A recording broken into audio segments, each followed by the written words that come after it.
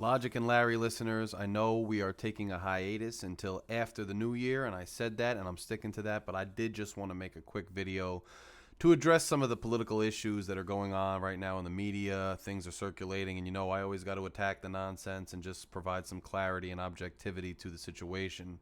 There's a lot of narratives going on, as is always the case, between competing sides of the political spectrum, and people are blowing certain things out of proportion, misreporting other things, and just kind of it starts to get lost in the echo chamber, as we all know. So I just wanted to discuss some of these things here in this mid-December cold, brisk month here. And I hope everybody's enjoying the holiday season, the Christmas time. I haven't been feeling too good. But I'm slightly starting to recover, so hopefully I feel better. This whole week, kind of early in the week, I worked and did what I had to do, but then midweek I got real sick and I kind of just faded. But first things first, let's talk about the Brittney Griner situation. It was reported that Brittney Griner was finally released, and I had been an advocate. The show had been an advocate for her being released for some time. I understand that she carried marijuana-related memorabilia or paraphernalia, whatever you want to call it, residue, whatever, oils, this and that, through a Russian airport, and that's obviously highly advised against.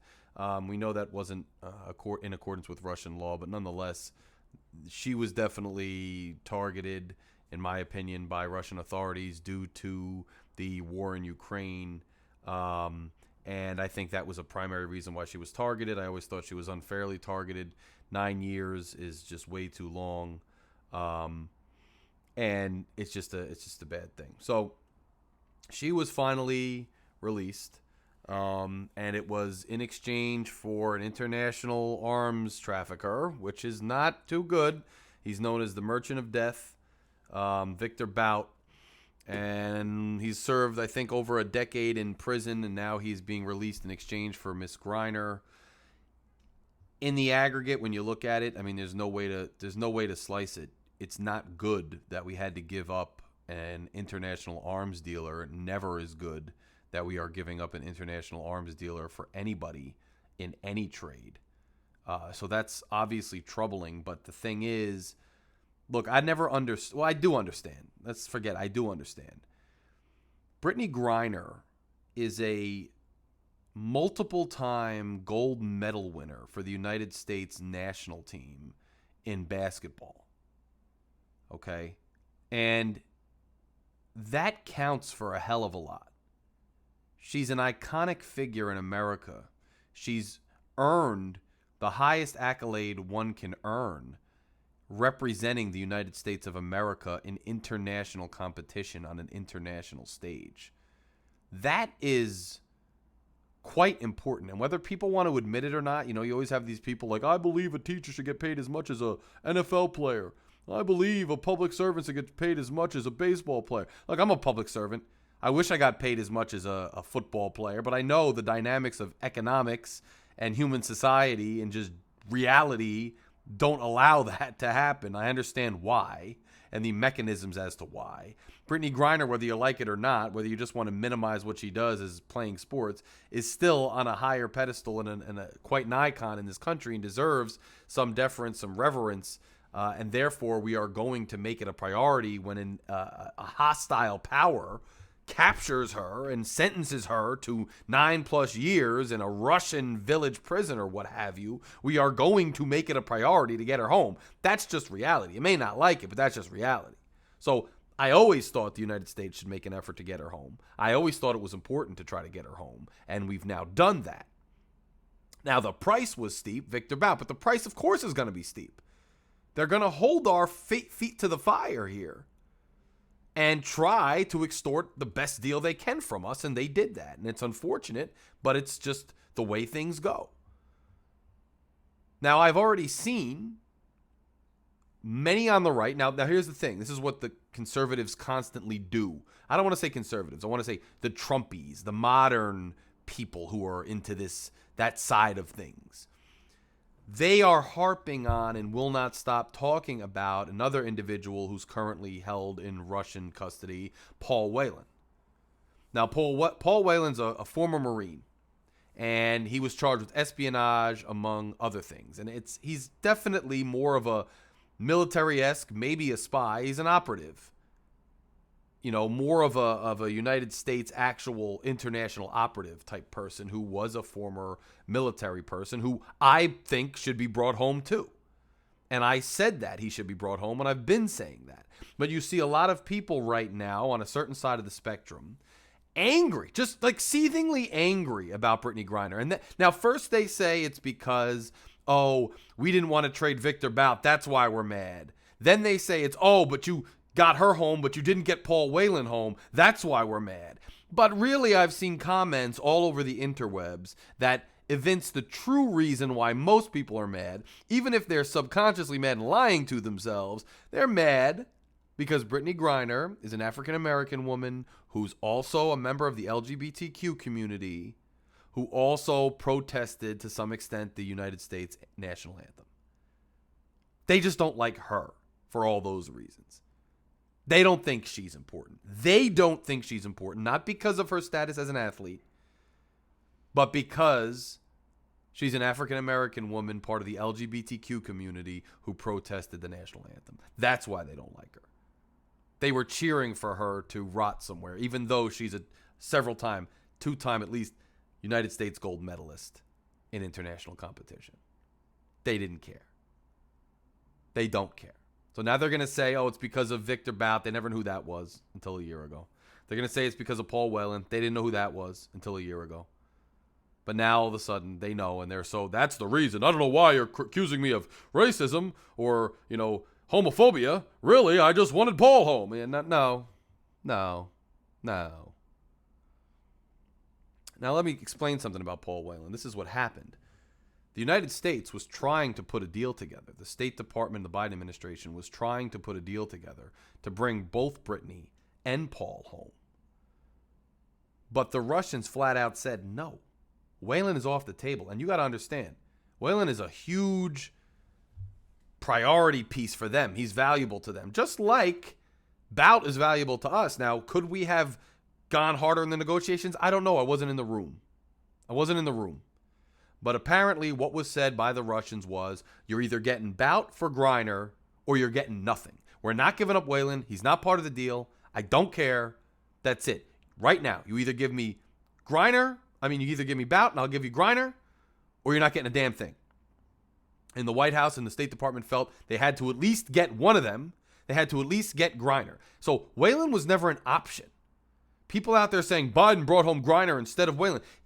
It's not like Biden was sitting in a room or any member of his administration was sitting in a room and said, we can either get Whelan or Griner. Let's go with Griner. That's not what happened. The Russians said, we're not giving you Whelan, period. We're not talking about it. Are we going to talk about Griner or not? And the United States decided, well, yeah, we're going to talk about her.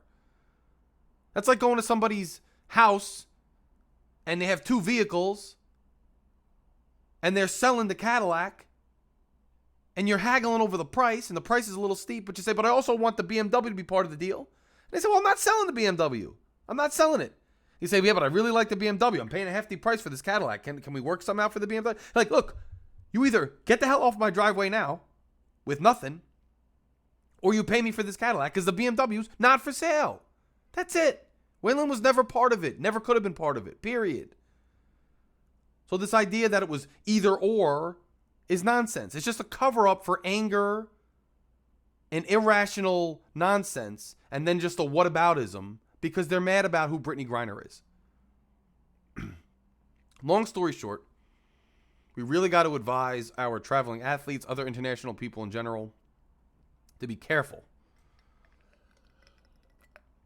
Excuse me, still getting over being sick and I'm getting excited. To be careful traveling internationally because this is the type of stuff that can happen. And now we lose an arms dealer because Ms. Griner was carrying things she shouldn't have been through Russia. So I'm happy she's home. It's a steep price to pay, but I think we had to do it. You had to do it. You can't let somebody like that rot away in Russian prison who's a iconic athlete. Okay. And I also think, and people don't want to admit this, and I'm sure some people will go back on it in 2 months and say, well, it doesn't mean anything, because everything we do in this country that is accomplishing a way forward and signifies progress somehow is always poo-pooed 2 months later. And some of that's for rational reasons because we do take steps back, and some of it's just because there's a school of thought in this country that never wants to acknowledge progress, because that would put them out of a job, because their whole entire academic and theoretical and intellectual pursuits are premised around the fact that there's never any progress and there never can be any progress. The fact is, the United States gave up an arms dealer and gave a heck of an effort to get this young woman home. And that shows she is valued. An African American LGBTQ member is valued. Yes, she's a high-end athlete. But if I was stuck over there and anybody else was stuck under there, no matter what class or race or ethnicity or sexual orientation they were, if they weren't of that iconic status, they wouldn't have been brought home at all. So, yes, she had to be an athlete to be brought home, but that goes in general for anybody. So that should signify something too. And for Ms. Griner, look, I fully support her right to protest. I fully support her right to freedom of speech and freedom of expression and freedom of opinion 100%.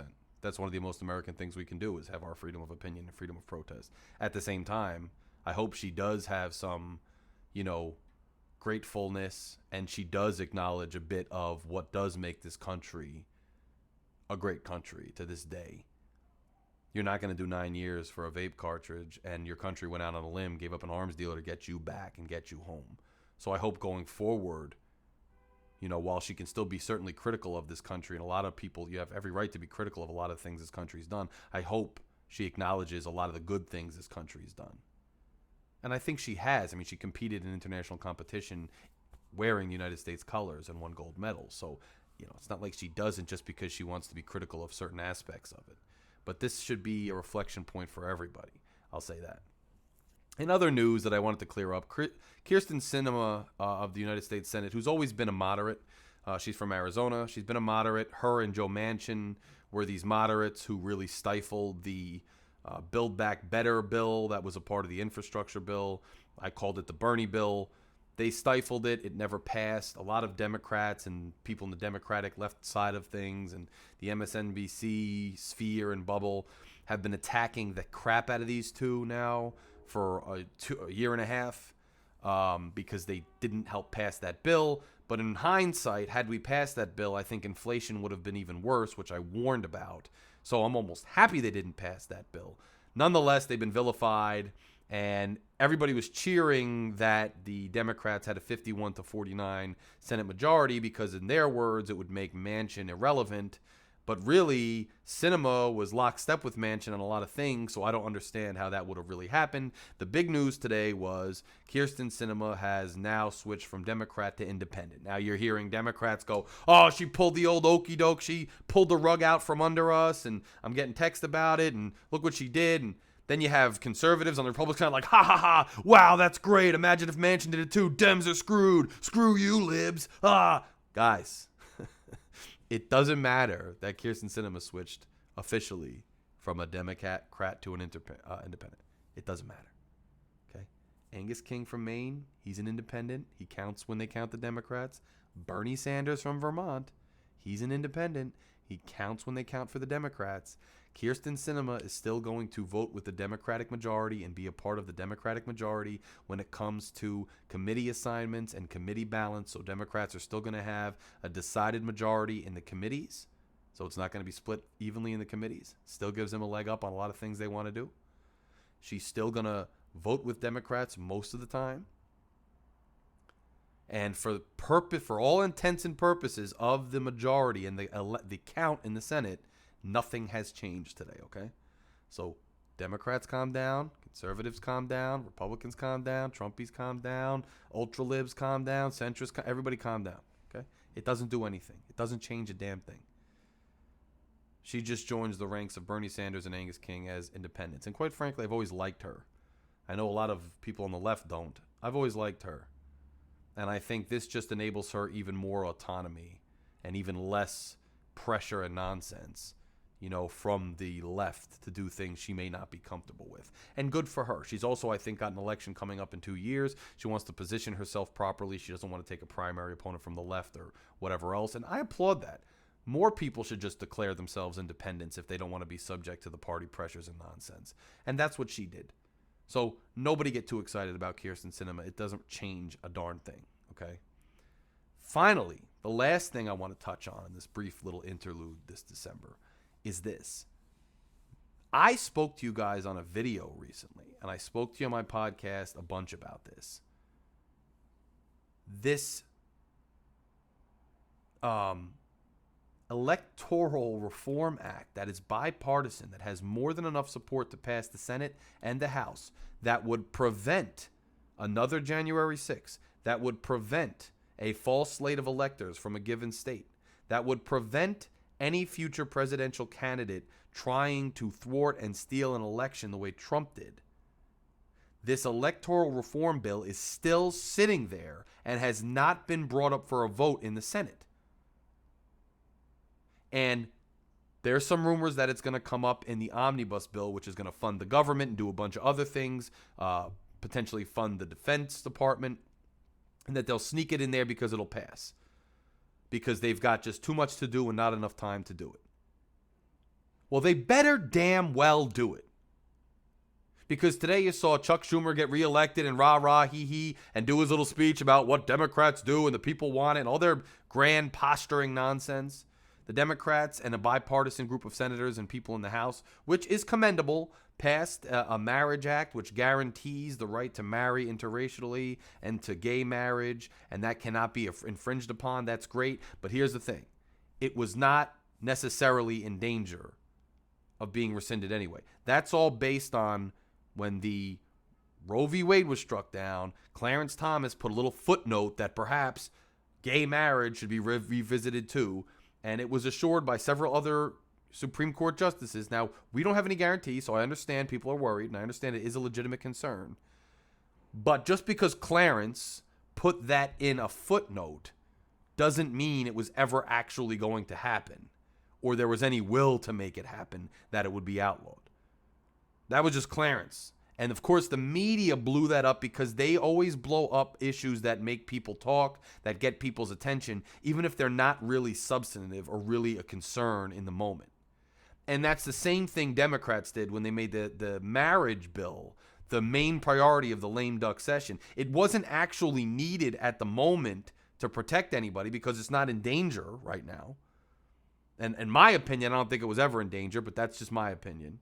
People have been wrong before about Roe. I did think Roe was in danger. I didn't think this was in danger. They made that a thing because it's a big media hot button issue. And the media is all reporting and they're doing a victory lap and they're selling their, marketing to everybody about what they accomplished. But really, it didn't change anything because it's already legal. But this electoral vote thing is really serious because if Republicans take control of the House, which they're going to do in January, this Electoral Reform Act, which has the Republican and Democratic support and is common sense and is a huge and needed bill, this act will not get through. And so 2024 and beyond, we could have another situation like we did. And if we have a more willing vice president or more willing governors or more willing secretaries of state or more willing senators and House members in Congress who are certifying this election, we actually could have a stolen election. All they got to do is pass it. They have the votes on both sides, but they're sitting on it. Chuck Schumer's sitting on it. So let's watch the next couple weeks. I want you to watch and see if they get this thing through in the omnibus bill or somewhere else. Because if they don't get this through, that's an epic failure. And that goes to show how many people in Congress don't really care about the inner workings and the nitty-gritty and the mechanisms of democracy, but just about headlines and victory laps and their little social club in D.C. So let's pray and hope that they get this done. Guys, as you know, everything I say on this podcast and this video is strictly my own personal opinion. It does not reflect in any way the opinion of any other entity, any other office, any other person.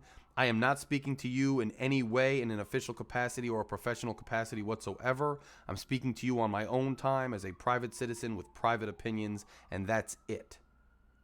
I am not endorsing a political candidate one way or the other. I'm just expressing my political views in general. Guys, everybody, unless something else crazy happens, I'll talk to you in the new year. Again, working to put a calendar of guests together. It should be great. Everybody have a Merry Christmas, a Happy Hanukkah, Happy Kwanzaa, Happy New Year, any other holiday you celebrate. Just a happy, joyous holiday season. I'll talk to all you guys very, very soon. Stay awake, stay objective, and stay disseminating real knowledge and having actual legitimate debates, calling people out for ignorance and nonsense. I'll talk to you all soon. Later.